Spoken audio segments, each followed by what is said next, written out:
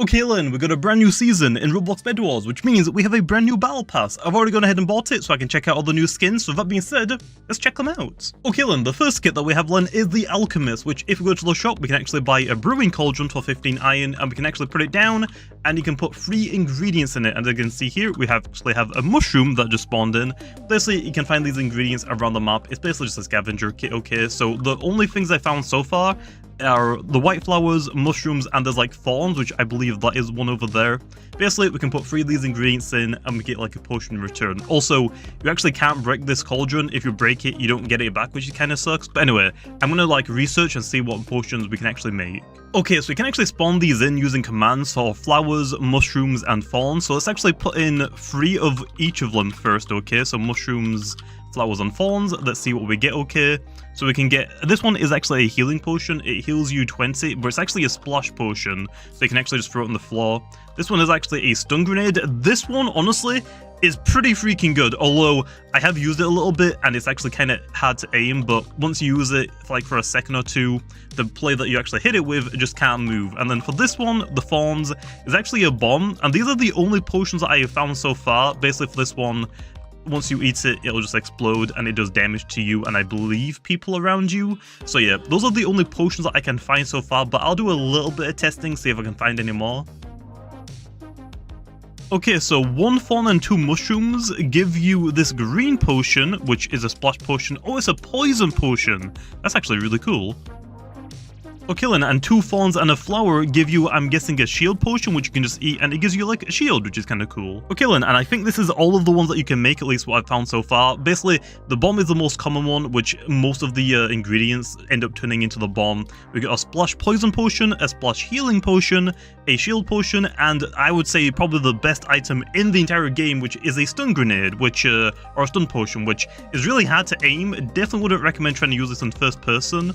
But yeah, and also, it has a very small radius, so it is very easy to miss with it. But yeah, that's the Alchemist kit. Okay, then the next kit then is going to be the Sheepherder. For this one, I guess it's kind of similar to the Elder Tree, where the Elder Tree runs around and get obs, and that'll give you more health. The Sheepherder goes around the map to get sheep, which I believe that is actually one over there, and it'll give you more damage. Okay, then, so people that don't know, a basic wooden sword with no enchantments against one that has no armor only does 20 damage. So now, let's go get some sheep and see how much it increases it by. Okay, then we found a sheep, and actually we don't have to press F or anything, it just, once we get close enough, it just starts following us. Okay, then, let's go back to my alt account and see how much damage this one does, then. Okay, then this one does like 2 more damage. Let's go get another sheep, let's see if it actually stacks. Okay, then we got 2 sheep this time, and we do only 1 more damage actually, so the buff isn't like a huge.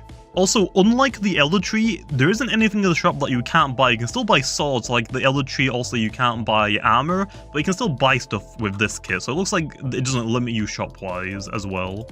Okay, then now we got 3 sheep, and we do another damage. So I guess it's still like buffing you, but it's not as big as I would imagined. Okay, then now I'm actually going to try and get as many sheep as I can, but first I actually want to see what happens if we die. Do we lose all of the sheep that we gathered? Because the Elder Tree, you don't lose the health, but it looks like for the Sheepherder, we do lose the sheep, which is kind of a bummer. Okay, after maybe like 10 minutes of hunting, okay, I could only really get another 5, although, to be fair, this isn't exactly the best map. The sheep are white, the map is white. It's kind of hard to see, but it seems like after you get like the first couple, maybe 3, they start to like dramatically decrease how many of them spawn, but as you can see, we can hit 27s. But that's basically the gist of it.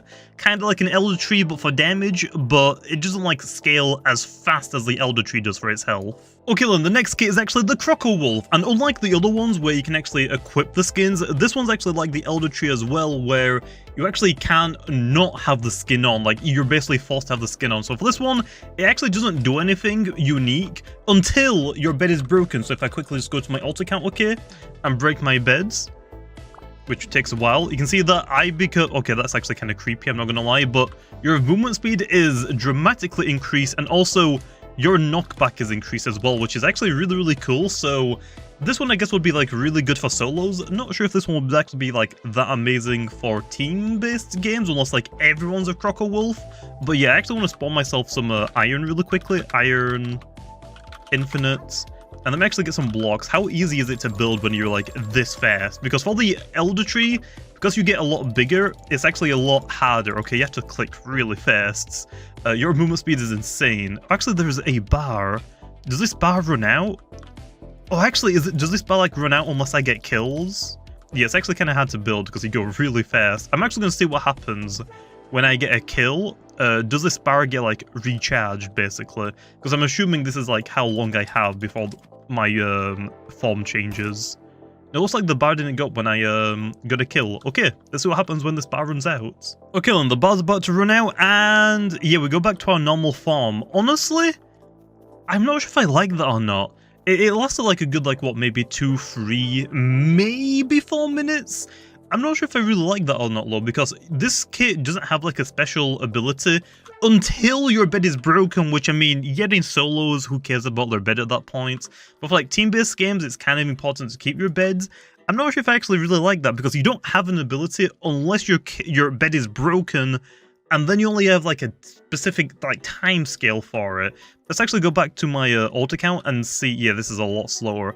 But yeah, it definitely really hard to build in a straight line unless I'm, like going ham on my left click. Do I still keep the knockback? I don't. So yeah, not sure if I really like that one. I really like the design of it. Not sure if I like the fact that the ability only lasts like for a limited amount of time though, and it only works once because you can't get your bed back. Like there's just no physical way you can get your bed back. So yeah, I can't cool in theory.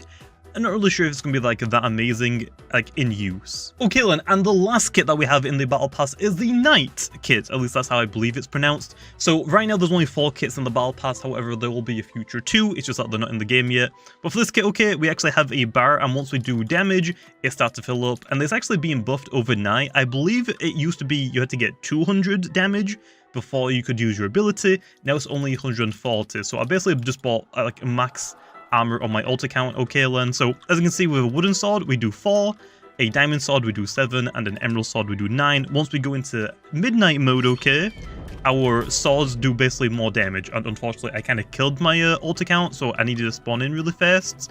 Diamonds does 9, and also the emerald then does 14. So basically for this kit, once you use your ability, you do more damage and you have armor penetration, which is kind of cool. And for that one, that's basically it. There isn't like anything really too much to go over for this one. You don't get like any more like you don't get like more protection. It's just like outwards damage is kind of like the I actually forgot what the kit is called. I need to quickly look it up. Okay, it's Airy. I don't know how I forgot the name because I use that kit like a decent amount, not a lot though. But for that kit, yeah, also once you get more kills, you get more damage. For this one, if you get like a certain threshold of damage output, you can like do more damage for a short amount of time. So kind of cool, I guess, but I mean, nothing like too fancy, but that is still a really, really good kit to use. And with that, we've gone over all of the kits for the new Season 4 Battle Pass, at least currently, okay. There are going to be a couple more added in later, but they aren't in the game yet.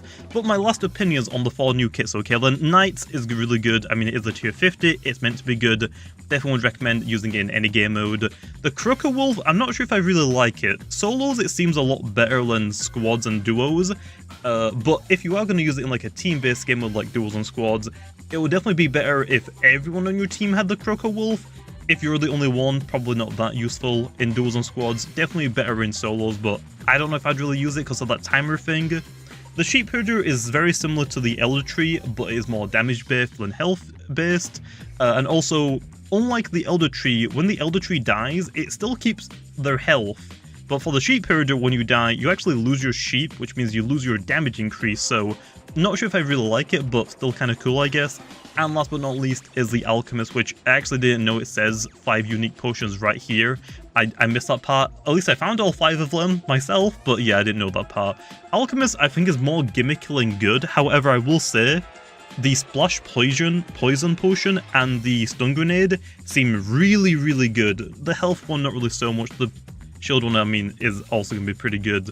But yeah, the Alchemist, I think, is more gimmicky. Wouldn't really recommend it in solos, but for like team-based games like duos and squads, seems probably a lot better than solos. But yeah, gimmicky, I guess, at best. But the Stun Grenade, I think, can be really, really good, although it is really hard to aim it. And I think I've used it a couple of times, okay? I think I've hit myself with it, which means I've killed myself with it more times than I've actually killed other players using it. So yeah, but anyway, with that being said though, hopefully you guys enjoyed, and I'll see you guys next time.